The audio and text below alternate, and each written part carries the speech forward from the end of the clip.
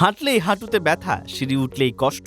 অনেকে বলেন রাতে 1 গ্লাস হলুদ দুধই নাকি এর সমাধান। সত্যিই কি হলুদ দুধ জয়েন্টের ব্যথা কমাতে পারে? চলুন সহজ ভাষায় জেনে নিই। প্রথমে বুঝে নিই, জয়েন্টের ব্যথা নানা কারণে হতে পারে। বয়সজনিত ক্ষয়, প্রদাহ, অতিরিক্ত ওজন বা আঘাত সবই এর কারণ হতে পারে। হলুদে থাকে একটি সক্রিয় উপাদান যা প্রদাহ কমাতে সহায়ক হতে পারে বলে ধারণা। প্রদাহ কমলে জয়েন্টের ফোলা ও ব্যথা কিছুটা হালকা হতে পারে। দুধে থাকে ক্যালসিয়াম ও প্রোটিন যা হাড়ের স্বাস্থ্যের জন্য উপকারী। হলুদ ও দুধ একসাথে খেলে প্রদাহ কমানো বা পুষ্টি দুটোই দিকেই সাহায্য মিলতে পারে। কিছু গবেষণায় দেখা গেছে নিয়মিত হলুদ গ্রহণ জয়েন্টের অস্বস্তি কমাতে সাহায্য করতে পারে, তবে এটি ধীরে ধীরে কাজ করে।